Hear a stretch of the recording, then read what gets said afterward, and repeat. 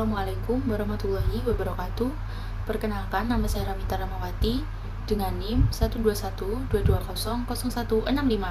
Di sini saya akan mereview materi bab pertama, yaitu tentang etika bisnis dan tanggung jawab sosial. Etika berasal dari bahasa Yunani, yaitu ethos, yang artinya adat, akhlak, watak, perasaan, sikap, dan cara berpikir.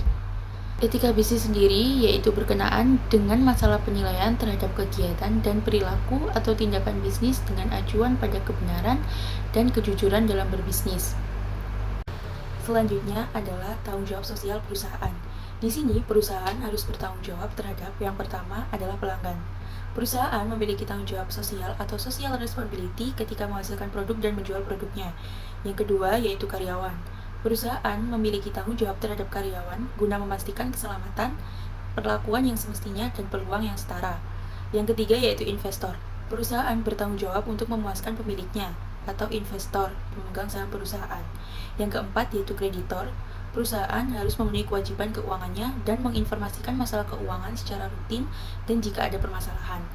Yang kelima yaitu lingkungan. Proses produksi yang dilakukan perusahaan maupun produk yang dihasilkan dapat berbahaya bagi lingkungan, sehingga perusahaan harus bertanggung jawab terhadap kerusakan lingkungan. Selanjutnya yaitu upaya yang dilakukan perusahaan sebagai rasa tanggung jawab sosial terhadap lingkungan ataupun masyarakat, yang biasa disebut dengan CSR. CSR yaitu suatu konsep atau tindakan yang dilakukan oleh perusahaan sebagai rasa tanggung jawab perusahaan terhadap sosial maupun lingkungan sekitar di mana perusahaan itu berada. CSR dilakukan karena menurunnya gangguan sosial yang sering terjadi akibat pencemaran lingkungan, bahkan dapat menumbuh kembangkan dukungan atau pembelaan masyarakat setempat. Yang kedua, terjaminnya pasokan bahan baku secara berkelanjutan untuk jangka panjang. Yang ketiga, tambahan keuntungan dari unit bisnis baru yang semula merupakan kegiatan CSR yang dirancang oleh korporat. Selanjutnya yaitu 5 pilar dalam kegiatan CSR. Yang pertama adalah pengembangan SDM di lingkungan internal maupun eksternal. Yang kedua yaitu penguatan ekonomi masyarakat sekitar kawasan wilayah kerja perusahaan. Yang ketiga, pemeliharaan hubungan relasional antara korporasi dan lingkungan sosialnya yang tidak dikelola dengan baik sering mengundang kerentanan konflik. Yang keempat, perbaikan tata kelola perusahaan yang baik. Yang kelima, pelestarian lingkungan, baik lingkungan fisik, sosial, serta budaya. Selanjutnya yaitu manfaat CSR bagi perusahaan. Yang pertama adalah meningkatkan citra perusahaan. Yang kedua, mengembangkan kerjasama dengan perusahaan lain. Yang ketiga, memperkuat brand merek perusahaan di mata masyarakat. Yang keempat, membedakan perusahaan tersebut dengan para pesaingnya. Dan yang terakhir, memberikan inovasi bagi perusahaan. Selanjutnya adalah manfaat CSR bagi masyarakat. Yang pertama yaitu meningkatkan kesejahteraan masyarakat sekitar dan kelestarian lingkungan. Yang kedua, adanya beasiswa untuk anak tidak mampu di daerah tersebut. Yang ketiga, meningkatnya pemeliharaan fasilitas umum.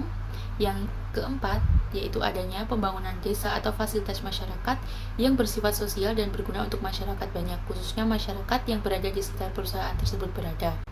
Selanjutnya yaitu perbedaan antara bisnis internasional dan bisnis global. Yang pertama, bisnis internasional, yaitu bisnis dengan kinerja aktivitasnya melintasi batas nasional dan bentuk nyatanya adalah aktivitas ekspor-impor. Sedangkan bisnis global yaitu bisnis dengan kinerja aktivitasnya melintasi berbagai negara tanpa ada batasnya, sehingga pesatnya kemajuan teknologi dapat menerobos sampai ke pelosok pedesaan di setiap negara melalui berbagai jejaring kinerja dengan memanfaatkan internet. Selanjutnya adalah teori perdagangan internasional. Ada dua jenis teori dalam perdagangan internasional, yaitu yang pertama ada teori merkantilisme. Teori ini beranggapan bahwa suatu bangsa akan meningkat seiring meningkatnya jumlah valuta asing yang dimilikinya. Yang kedua adalah teori keunggulan absolut. Dengan spesialisasi dalam produksi yang paling efisien dari suatu negara, maka negara dapat meningkatkan kemakmurannya melalui perdagangan internasionalnya. Ada beberapa keuntungan dari perdagangan internasional. Di antaranya bagi negara pengimpor, kemungkinan dapat memperoleh harga barang dari luar negeri yang lebih murah. Bagi negara pengekspor, biaya untuk memperluas pangsa pasar ke luar negeri seringkali lebih murah daripada perluasan pangsa pasar di dalam negeri. Selanjutnya, hambatan dalam perdagangan internasional.